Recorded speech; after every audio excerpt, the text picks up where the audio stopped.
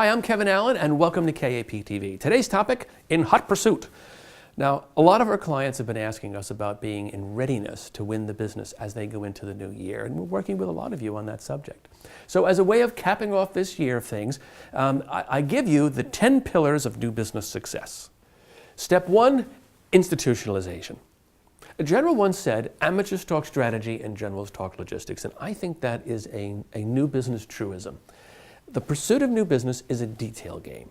Nothing can be left to chance. And while it's absolutely driven by the human element, and we'll talk more about that when we get to the hidden agenda, there is no question that attention to detail and a process for this very human endeavor is absolutely essential. Here's 2 tips: the inside guy and the outside guy, and dialing for dollars. Now, you have to balance your new business effort with external client callers, what I call the outside guys, with good organization people internally, the inside guys, as a linked team. Then, once a week, conduct a painstaking review of your pipeline, I call it, with your dialing for dollars sheet. It's a list and assign responsibilities showing what you're chasing and who's chasing it. If you don't do it, I promise you, you won't follow through. Number 2, teamwork. New business benefits from a mix of personalities. No one person can do it alone. If you try, you'll end up in the hospital.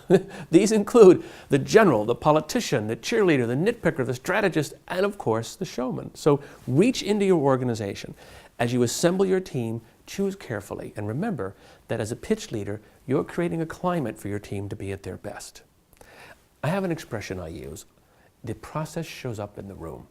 And what I mean by that is if you create a wonderful process, if everybody gets along, if it's very challenging and exciting, then that's what your prospect will see. If on the other hand, there was too much politics, people didn't agree, it was difficult, I promise no matter how much rehearsal you do, that's what your prospect will experience. Number 3, closable prospects. Now, it's essential that when you're pursuing a new business prospects, that they are by definition people who have a high potential to become your client before you've ever met them. There's plenty of prospects out there, but only a few who are culturally compatible to fit you and your organization. Remember the expression, birds of a feather flock together. There's 2 criteria, objective and subjective. The objective criteria is the functional stuff, size and scope and so on, but it is the subjective criteria that is really the discerning factor. What kind of quality of work do they appreciate? What are their ethics? How would you describe the culture? What kind of people are in this company and what do they value? In effect, they are emotionally and culturally compatible with you. Number 4, the hidden agenda. Now, this is the most important step of your pursuit.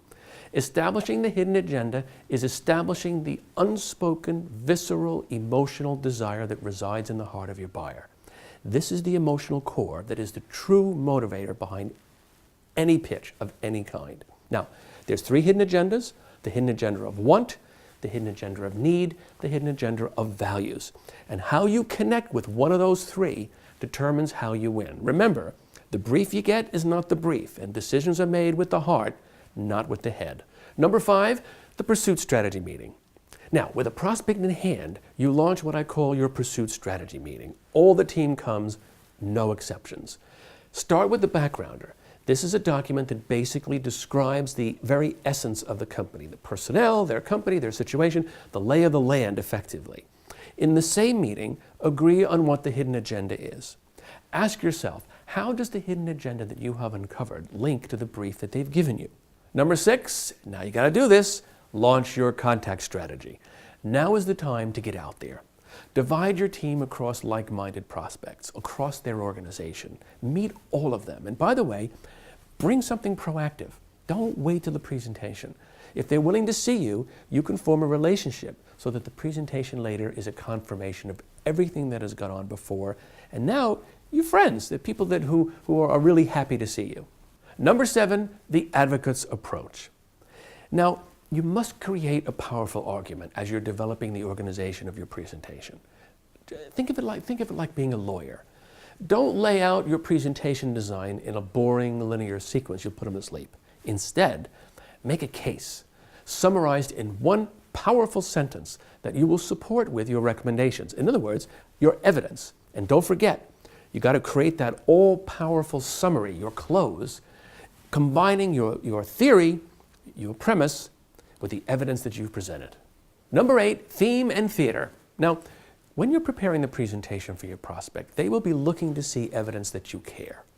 The attention to detail, the not so subtle lengths that you went to show your prospect that this has been specially prepared just for their experience, and believe me, it speaks volumes to them. You must communicate 2 indispensables. First, a commitment to them, and second, a passion to win the business. A client once told me that the business goes to the person who wants it the most. Now, gone are the days of crazy antics, but setting a stage that has been thought through, a key prop, multiple visual aids, maybe multiple rooms, all as a way of staging the experience your client or your prospect is going to experience is fantastic. It keeps people moving, and it steers them away from the static presentation experience that most people experience. And it also says that you care. Now, one of the most important elements in developing your presentation is rehearsal. You know, when people are buying real estate, they say location, location, location. I say rehearse, rehearse, rehearse, all right? It's vitally important, and believe me, this is the difference between winning and losing. There should be 2 rehearsals. One we call a blocker. That's usually the first rehearsal you do, usually a couple of days before the presentation. Everybody shows with all of their materials, and you refine, you pare down, you reorganize, and then a dress rehearsal. This is showtime, in the room, with your props, all your participants, for real. Number 9, the pitch. So now you're in the pitch room. Here's a few quick tips, very important. If there's a time limit, stick to it. It says you will deliver on time. Believe me, the worst thing is to go over. Don't pass written notes or whisper to each other. Do support each other with nods and smiles. I had a colleague of mine that used to look at other people in the room while the person was presenting, because he'd see some really weird looks. It says they're not a team. So support each other as you're doing it. If it's over 2 hours, absolutely take a break. And by the way, during the break, you can pick up useful vibes on how you're doing. Watch their reactions, who gets it, who doesn't, focus on them, and of course, ask what's on their mind. And finally, ditch the PowerPoint. It's all about talking to them. Number 10, it ain't over till it's over. Now, one of the things that happens very often after the presentation is over, everybody waits. This, my friends, is when the decision is made. This is when you swing into action. This is when the business is either won or lost. So swing quickly into action to get feedback. I call it the 24-hour rule. Pick up that phone. They've got to hear from you in that time, or you'll be slow. You can support your pitch answers with new evidence, and believe me, many a decision has been made in my favor after the fact because I had a great relationship and someone was willing to share with me something that was missing. Well, my friends, there you have it. I think about 5 minutes. Right? The 10 pillars of winning the business. Follow these, keep your team together, and you'll win and win big. Remember, pitching is a human game, and the individuals who understand the heart of your prospect most successfully will be declared the winner. So Kevin Allen from KAP TV, have a wonderful holiday, and bye for now.